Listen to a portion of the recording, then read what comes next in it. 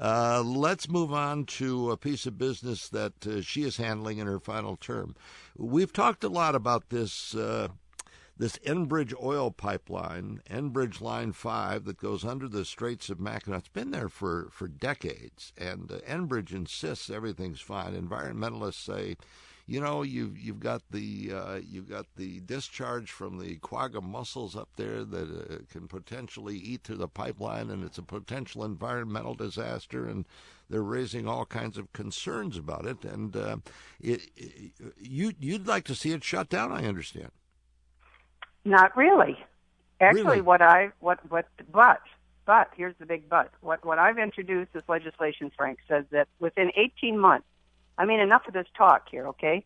In 18 months, the Department of Transportation will do a comprehensive study on the economic impact a rupture would have in the Great Lakes and the environmental impact, if there were a study. And it would require the department, actually working with Enbridge, who is the company that owns it, to evaluate the condition and the structural integrity of the pipeline, internal and external.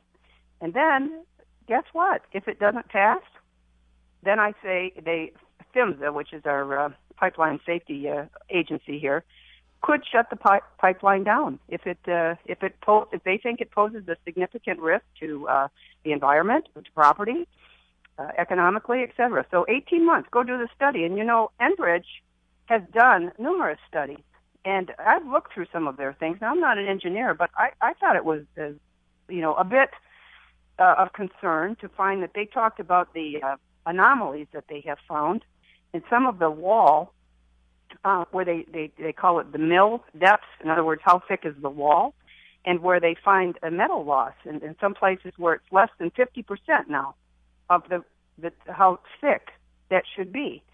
And the company, of course, they say very definitively that, you know, their goal is just to keep this Line 5 pipeline in operation indefinitely.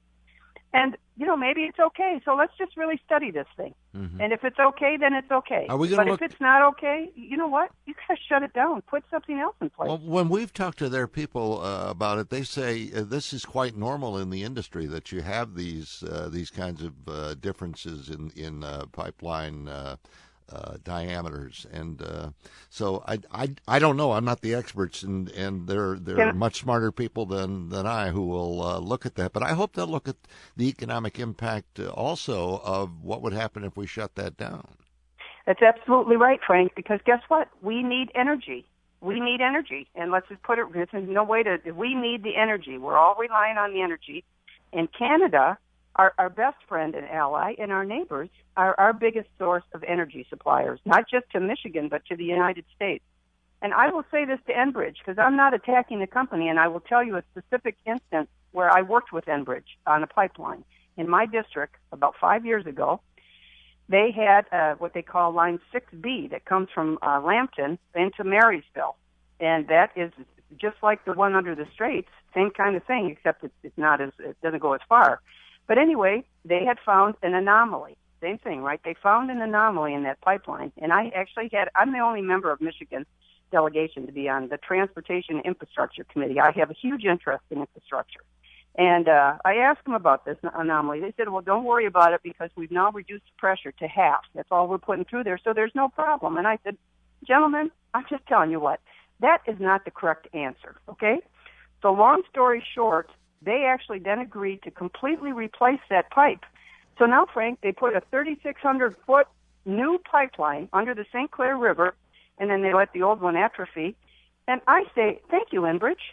Thank you. You stepped up. You did the right thing. You solved the problem. I mean, you can imagine if there was a rupture in the St. Clair River, you've got this huge current going through there, 6-7 knots. I've been up there by boat many times. You can hardly make any headway. I've been the same place in a much smaller boat than you probably, but you could never contain it. No, exactly. It would be very, very difficult. You're right about that. And so, you know, they were proactive in that, and that's how it should be. So I think you overall have a very good neighbor there. You know, they don't want a rupture. They don't want a problem. You know, so when will the study be done? Well, first you got to get the bill passed, right? But we started getting a lot of, as soon as this thing hit, I just introduced it yesterday. not even 24 hours ago, but we're already getting a lot of support, both Republicans and Democrats. I think people recognize this, and, certainly there has been a lot of talk in our state. The state's looking at it.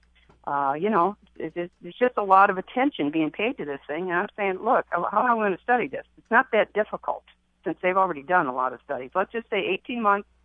They work with the Department of Transportation. They work together with Enbridge.